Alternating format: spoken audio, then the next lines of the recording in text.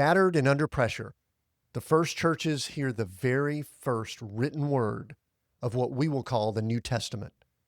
James shows what mature faith looks like on the ground: steady joy in trials, wisdom in speech, and obedience that does the word. This is Seek, Go, Create. You're listening to Read the New Testament in 90 Days, 27 books in order, in context. Thanks for joining us here. If you're going on this journey with us, this is step one along the way, the book of James, the first book that was written in the New Testament. We're walking through the New Testament the way it was written so you can hear it the way the first churches did. Before we get too far, I want to make sure that you go to our hub link that's got all the resources, all the info for this read through the New Testament in 90 days. And it also has a download link so that you can actually print out a download version of the plan. Go to k2m.foundation/NT90. That's K2M, the number 2, K2M.foundation/NT90. That hub page will give you a tremendous amount of background info, and then that downloadable link that'll get you something that you could print out, put in your Bible, put on your fridge, put where you want to have it so that you could go through this reading plan with us. Today's stop is James, the first written book of the New Testament.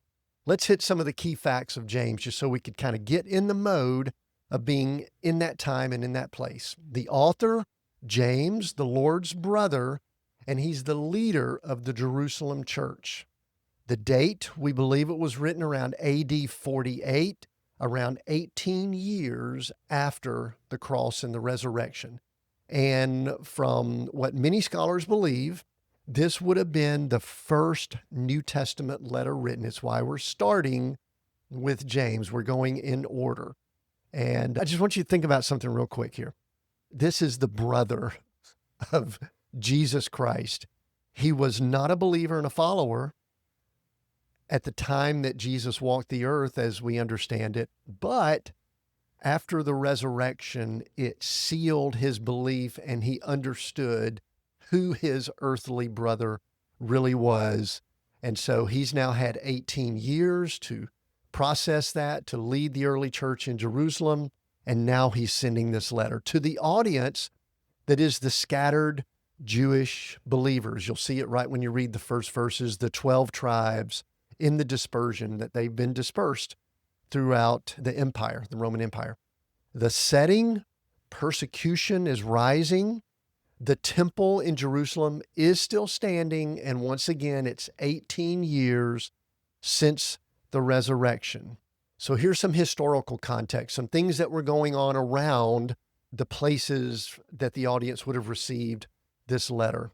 Rome, the empire, is at full strength. Claudius is on the throne, and the Jews are tolerated, but they are watched. So the Roman Empire and the kingdom that the Jews had, those are still in existence. This audience of believers is a small group that has been dispersed throughout, and we are receiving this letter at that time. In Jerusalem, the temple system is fully operational. Sacrifices, feast, the priesthood is still intact. Now, I want to make sure we're clear on this. The resurrection was the thing that changed everything for these believers. They are still holding to what many witnessed and what they've been told is the most incredible event of all time, I believe, and definitely during those times. It's that resurrection. They're scattered, but they believe that there was a resurrection that occurred, and that is the kingdom that they are a part of. The believers scattered after Stephen's martyrdom. They were growing in Antioch, Damascus, and beyond. Here's the tension that was going on in the room as you receive this letter and as you're thinking about the context of the audience. Jewish believers, people that had come out of the Jewish faith, had left that to believe in the Messiah, the resurrected Messiah, and they were caught between the synagogue rejection They were being pushed on very hard by those in the Jewish faith and the Roman suspicion. They didn't quite understand the difference between this new group called Christians and the faith of the Jews.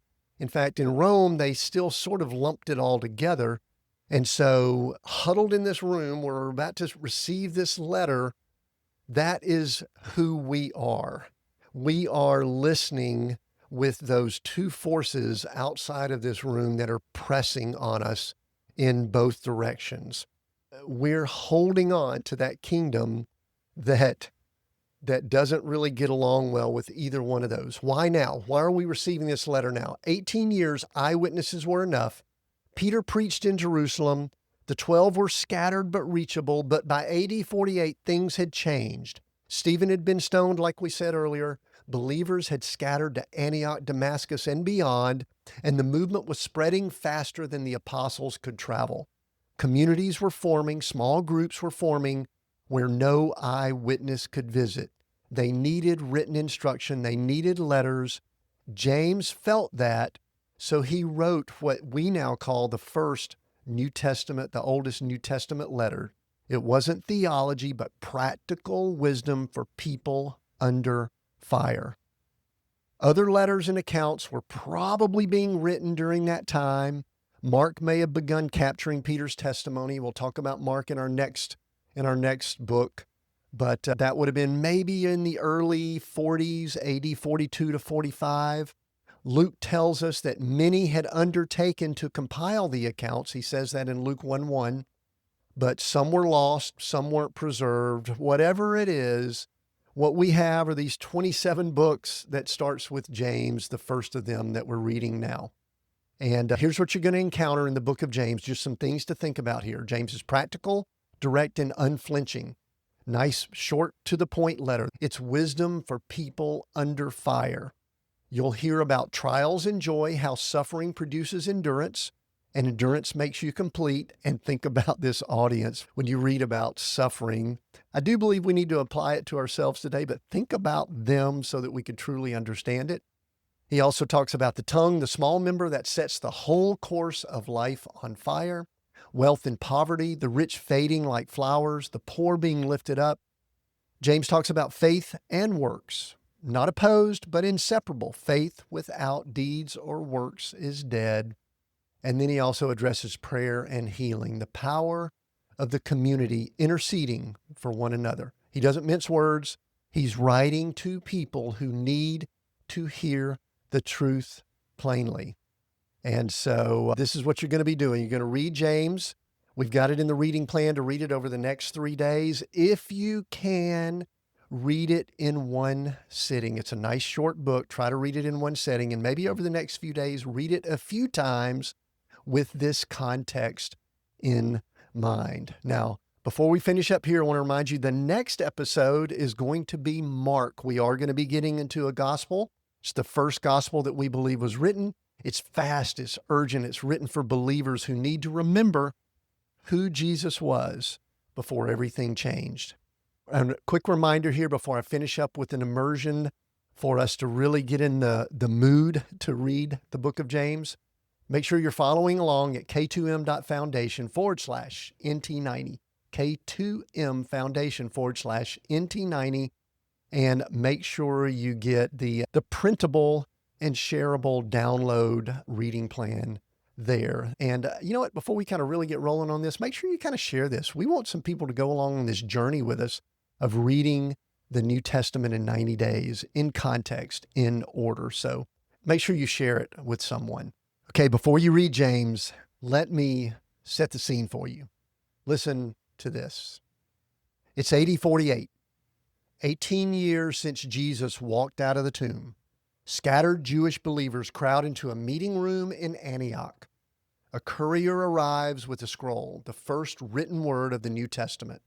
James, the Lord's brother, the leader of the Jerusalem church, has written. Picture that crowded room hearing this letter read aloud for the first time. Feel the pressure of exile workdays and synagogue rejection. These words weren't written for a bookshelf. They were written for survival. Now, Let's read.